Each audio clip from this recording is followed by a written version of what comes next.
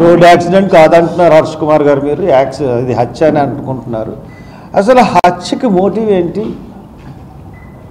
Motive అనేది ఉంటుంది కదా. అసలు మోటివ్ లేకుండా ఇది హత్య కాదని చెప్తున్నారేంటి అని అడుగుతాం.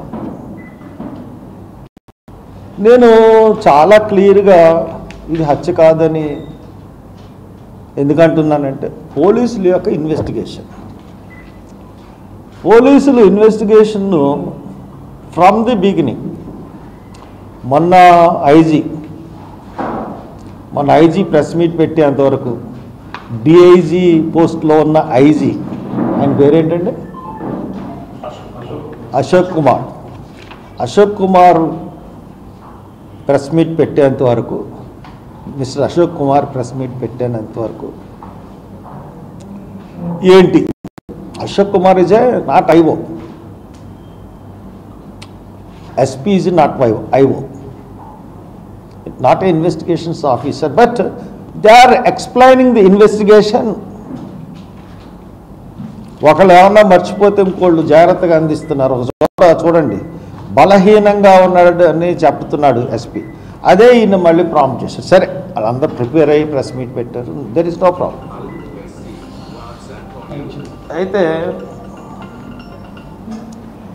అయితే ఇప్పుడు ఈ ప్రవీణ్ పగడాల వీడియోస్ అన్నీ కూడా పోలీసులు రిలీజ్ చేయకముందే వచ్చినాయి. రిలీజ్ చేయకముందే వస్తే అందరూ దాని మీద రీసెర్చ్లు చేసేసారు. చాలామంది ఈ పోలీసులు లీక్ చేశారు అని కొంతమంది అన్నారు, ఈ ఫేక్ వీడియోస్ అని కొంతమంది అన్నారు. మొన్న పోలీసులు అయ్యే వీడియోల్ని మళ్ళీ కొత్తగా రిలీజ్ చేసేంత వరకు కూడా పోలీసులే ఈ వీడియోలు వాళ్ళకి ఇచ్చారన్న సంగతి బయలుపడలేదు. అసలు ఇన్వెస్టిగేషన్లో అంటే పబ్లిక్ని, ప్రజల్ని మోటివేట్ చేయడానికి ఈ వీడియోల ద్వారా ప్రవీణ్ కుమార్ అన్నాడు అతను తాగుబోతు అని ఎస్టాబ్లిష్ చేయడానికి పోలీసులు వీడియోల్ని రిలీజ్ చేశారు. అన్నీ కూడా ఏ వీడియోలో కూడా ప్రవీణ్ ముఖం అన్నది మనకి కనపడలేదు. ఆ వీడియోలు ఏది కూడా నేను విశ్వసించట్లేదు. తర్వాత నేనే కాదు, ప్రజలెవరు కూడా విశ్వసించట్లేదు.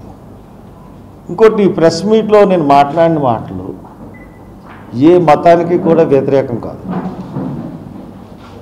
ఏ రిలీజియన్కి వ్యతిరేకం కాదు. ఏ మతాల్లో ఉన్న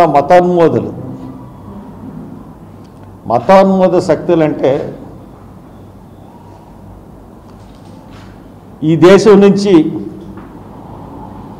క్రైస్తవుల్ని, హిందువుల్ని తరిమి కొట్టాలి, లేదంటే ఈ దేశంలో హిందువులు మైనారిటీలు అయిపోతారు అని ఒక అబద్ధపు ప్రచారం చేస్తుందో ఆర్ఎస్ఎస్, దాని మూలాలు ఉన్న బీజేపీ, బీజేపీ ఒకటి అనుకోండి, వాళ్ళలో ఉన్న పార్టీ అంతా కదా, వాళ్ళలో ఉన్న మతోన్మాదులు హైలీ ఇంటలెక్చువల్ బాడీస్ జరిపించిన హత్య. ఎలాగా చెప్తున్నారు హర్ష్ కుమార్ గారు? మీరు మళ్ళీ చెప్తున్నాను, హిందువులు ఎవరికి సంబంధించిన, హిందువులు అందరూ మంచోళ్ళే, క్రైస్తవులు మంచోళ్ళే, ముస్లింలే మంచోళ్ళే. కొంతమంది ముస్లింలు జిహాద్ అంటూ టెర్రరిస్టులుగా తయారయ్యి మన దేశం మీదే దాడి చేసే పరిస్థితులు. హిందువులు కూడా కొంతమంది, ముఖ్యంగా ఆర్ఎస్ఎస్ అంటే సంఘ పరివార్, ఈ సంఘ పరివార్ అంటే ఆర్ఎస్ఎస్, బజరంగ్ దళ్ ఇంకా కొన్ని ఉన్నాయి. ఇవన్నీ ఏళ్ళు ప్రపంచం చూస్తుండగానే బాబరీ మసీదుని కోలుగట్టారు. ఒక భారతదేశంలో స్వాతంత్రం తర్వాత, భారతదేశంలో స్వాతంత్రం రాకముందు ముస్లింలు పరిపాలన చేసినప్పుడు హిందూ దేవాలయాలని కూల్చిన సంఘటనలు మనం చాలా చూసాం. ఎక్కడ కూడా బ్రిటిషర్స్ హిందూ దేవాలయాలు అనే జోలికి కానీ ముస్లిం దాని జోలికి కానీ వెళ్ళలేదు. అయిపోయిన తర్వాత ప్రవీణ్ పగడాల అబాలిషన్ ఆఫ్ హిందూ యాక్ట్స్ అన్న దాని గురించి చాలా బాగా చెప్తా ఉన్నాడు. చాలా ఇంటలెక్చువల్, చాలా ప్రిన్సిపల్ కలిగిన వ్యక్తి. ఇతను ప్రసంగాలకి అందరూ అట్రాక్ట్ అవుతూ ఉన్నారు.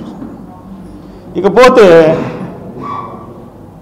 ఇది ఏ రకంగా జరిగింది ఈ హత్య అంటే, ఈయన ఒక ఇష్యూ గురించి పోరాడుతున్నాడు. ఏంటి ఆ ఇష్యూ అంటే religion of freedom. Religion of freedom case కొన్ని రాష్ట్రాలు రిలీజియన్ ఆఫ్ ఫ్రీడమ్ని నిషేధించారు. ఆ రాష్ట్రాలు ఏమేమంటే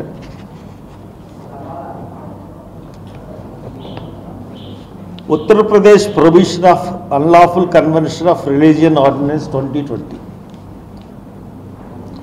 Himachal Pradesh freedom of religion act 2019, Madhya Pradesh freedom of religions ordinance 2020, Uttarakhand freedom of religion act 2018.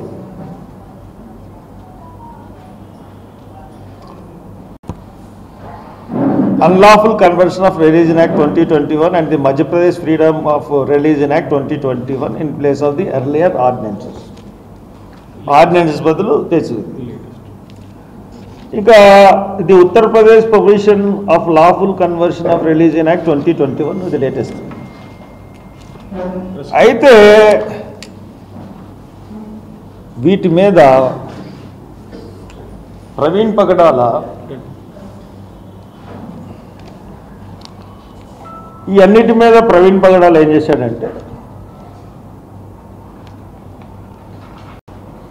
15/12/2022 సంవత్సరంలో 15/12 అంటే డిసెంబర్ నెలలో 15వ తారీఖున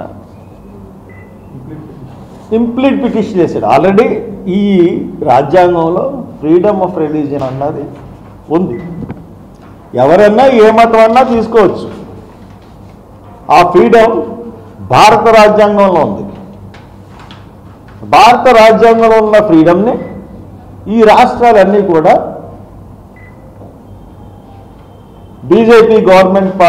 బీజేపీ పాలిత రాష్ట్రాలైన ఈ రాష్ట్రాల్లో ఆర్డినెన్స్ ద్వారా, చట్టసభల ద్వారా రాజ్యానికి వ్యతిరేకంగా చట్టాలు తయారు చేసింది. దీనికి వ్యతిరేకంగా కొంతమంది సుప్రీంకోర్టులో పిటిషన్ వేశారు. పిటిషన్ వేస్తే ఈయన దాంట్లో ఇంప్లీడ్ అయ్యాడు. ఇంప్లీడ్ అయితే 15/2022లో పిటిషన్ వేస్తే దానికి రేపు వాదనలు ఉన్నాయి సుప్రీంకోర్టులో. రేపు అంటే 16th April 2025 రేపు వాదన ఉంది. ఆ కేసు నెంబర్ వచ్చి రిట్ పిటిషన్ నెంబర్ 63/2022. దాని మీద రేపు వాదనలు ఉన్నాయి. ఇది case dairy 3197/2022 filed on 31/1/22 12 AM. Case number petition C number 000063/2022 registered on 31/1/2022, verified on 13/9/2022. Present last listed on 16/4, Honorable Chief Justice, Honorable Mr. Sanjay Kumar, Chief Justice, and Justice Sanjay Kumar, and Honorable Mr. Justice K.V. Viswanath. ఈ ముగ్గురు బెంచ్ల దగ్గరికి వస్తుంది. Pending status ఏంటంటే pending motion hearing after notice for admission criminal cases order 25/4/23. Tentatively case may be listed and likely to be listed on 16/4/2025 computer generated. అయితే రేపు case తక్కిన petitions అందరూ ఈ కేసులో పిటిషన్స్ అందరూ ప్రైవేటుగా వాళ్ళు లాయర్స్ని ఎంగేజ్ చేసుకున్నారు. అందరూ లాయర్స్ ఎంగేజ్ చేసుకున్నా కానీ ప్రవీణ్ కుమార్ పగడాల లాయర్ని ఎంగేజ్ చేసుకోలేదు. నేనే వాదిస్తున్నాను, నాకు లాయర్ల మీద. ఇప్పుడు మన వ్యవస్థ గురించి మనకు తెలుసు. గంటకి లక్షల్లో తీసుకునే ఫీజులు లాయర్లు ఉన్నారు. గవర్నమెంట్ పదవి వస్తుంది అని గవర్నమెంట్కి అనుకూలంగా తీర్పులు ఇచ్చే జడ్జిలు ఉన్నారు. మన కళ్ళారా చూస్తున్నాం. అన్ని వ్యవస్థల్ని కూడా మోడీ గుప్పిట్లో పెట్టుకుని నడిపిస్తున్నాడు. ఎలక్షన్ కమిషన్ నిన్న అమెరికా ఇంటెలిజెన్స్ డిపార్ట్మెంట్ చెప్పింది,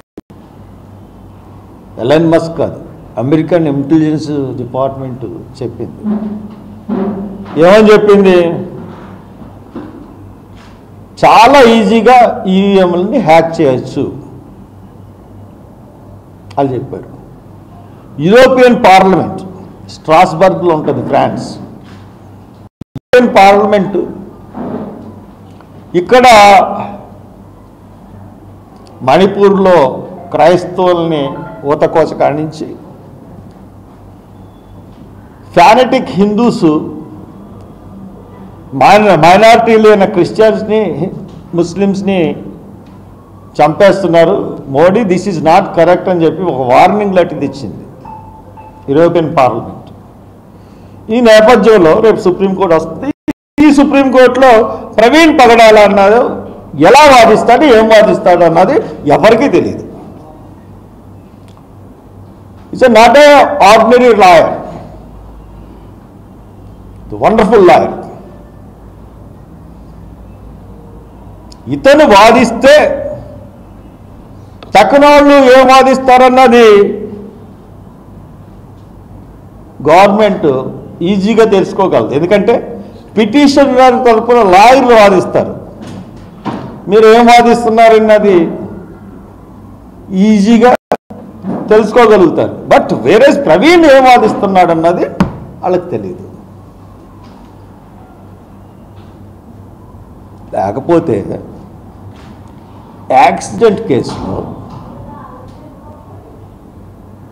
ఎక్కడన్నా ఎప్పుడైనా ఏ ఇన్వెస్టిగేషన్లు ఉన్నామా? యాక్సిడెంట్ అని పోలీసులు నమ్మి ఇన్వెస్టిగేషన్ కేసులో ల్యాప్టాప్ను ఐప్యాడ్ తీసుకెళ్ళిపోవడం ఏంటండి?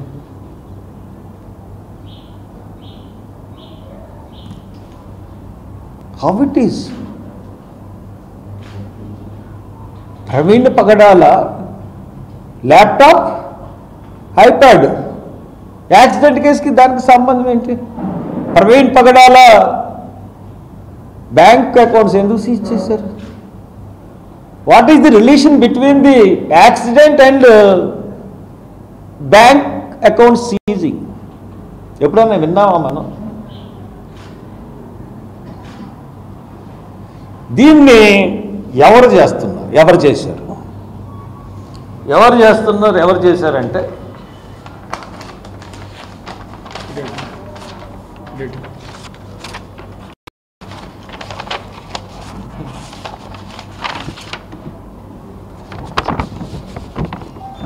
This is the case. Ashwini Kumar Upadhyay, BJP spokesperson Delhi,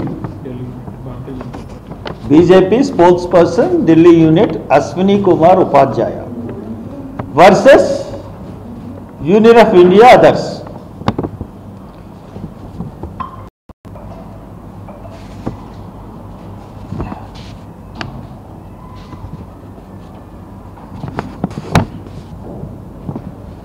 ఇదేంటంటే in view of the subsequent order passed by the High Court of Madras, Madurai bench, no cause survives. So, for the other prayers are concerned, the